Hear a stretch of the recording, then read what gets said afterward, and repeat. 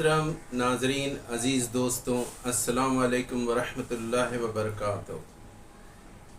International Urdu foundation के तरियाक India पर इस प्रोग्राम किताब दोस्त में हम आप तमाम का इस्तकबाल करते हैं।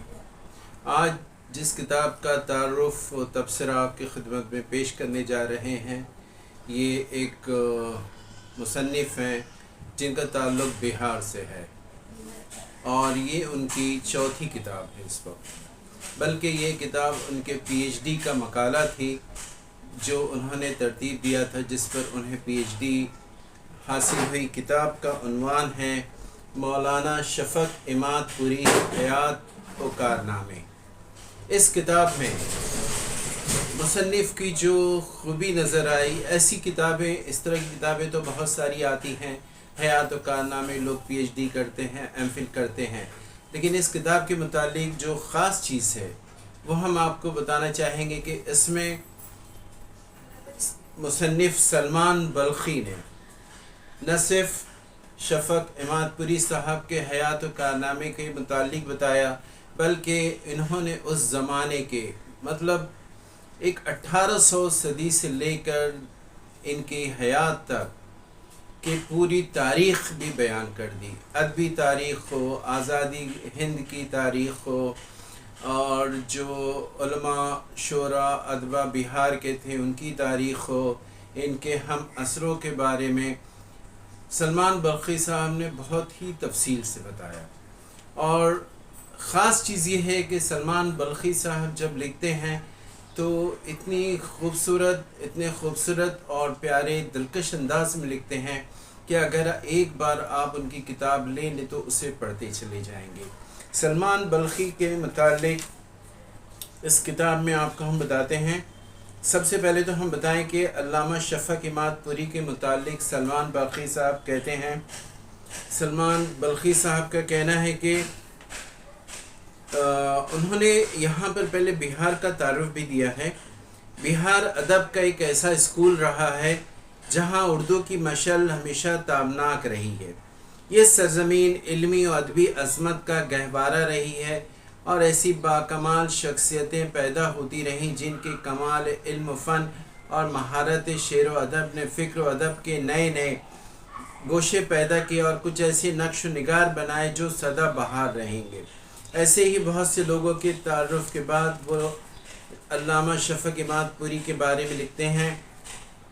आप कहते हैं कि शफ़क़ इमादपुरी की अदबी और मिली खिदमतों की फ़हरिस्त तवील है।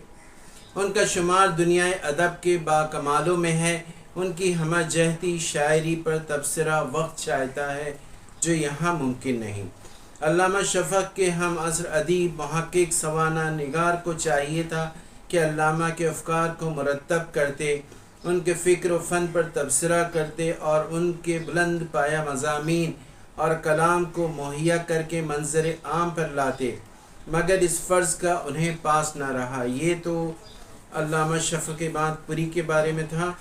हमारे मुंबई के मशहूर शायर, अफ़साना निगार, अदीब, एक्टर डॉक्टर कलीम ज़िया साहब, जो हमारे तिरयाक के मजलिस अदालत के सरपरस्त भी हैं, वो लिखते हैं कि अदब की तरवीज व इशाअत के लिए ज़रूरी है कि अदीब के हालात ज़िंदगी और उसकी खिदमात को भी उजागर किया जाए।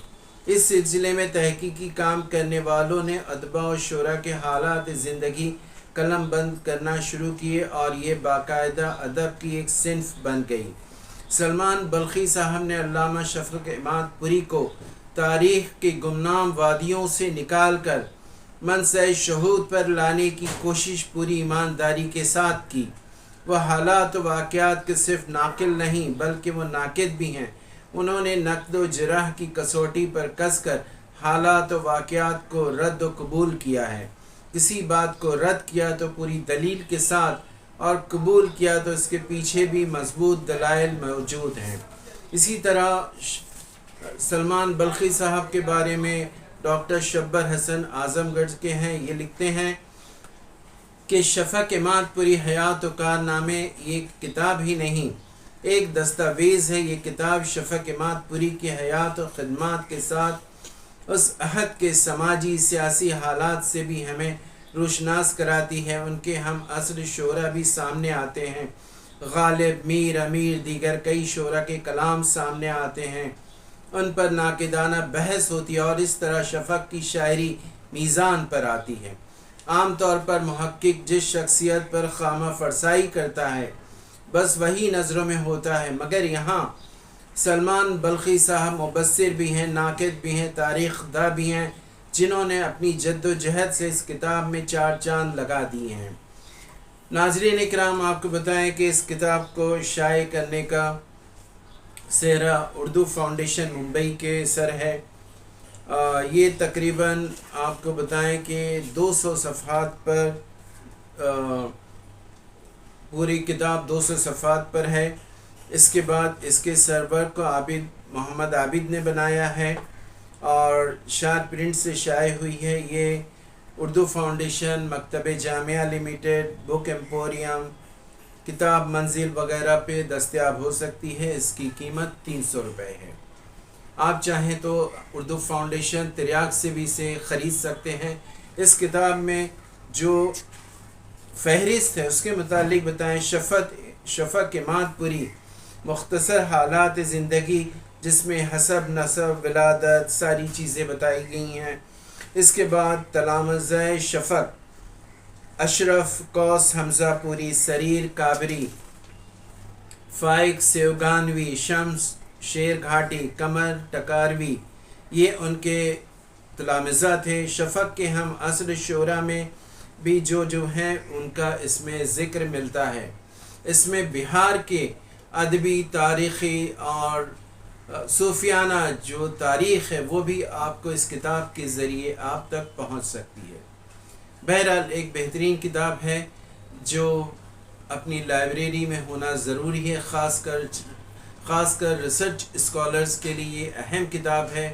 اس کے ذریعے وہ سمجھ سکتے ہیں کہ جس پر وہ ریسرچ کر رہے ہیں اس پہ کس طرح کی ریسرچ ہونا چاہیے اور کیسی محنت ہونا چاہیے۔ بہرحال یہ کتاب آج اسی کا تعارف تھا، چند باتیں ہم نے ضرور پیش کی ہیں۔ اگر آپ اس کے متعلق مزید جاننا چاہیں تو آپ رابطہ کر سکتے ہیں، اور خریدنے کے لیے بھی اردو فاؤنڈیشن ممبئی سے رابطہ کر سکتے ہیں۔ بس آج اتنا ہی، انشاءاللہ کوئی نئی کتاب لے کر آئندہ پھر آپ کے سامنے پیش خدمت ہوں گے۔ تب تک اجازت چاہتے ہیں۔ شکریہ، خدا حافظ۔ اردو زبان کی ترقی و ترویج کے لیے، قوم کی فلاح و بہبودی کے لیے ہمارا ساتھ دیں۔ بہت آسان ہے دوستو، اس جوائن بٹن کو دبائیے، آپ کے سامنے 3 آپشن آئیں گے، اس میں سے کسی ایک کو چنیے اور زبان کی ترقی و ترویج کے لیے، قوم کی فلاح و بہبودی کے لیے سچ میں ہمارا ساتھ دیں۔ شکریہ۔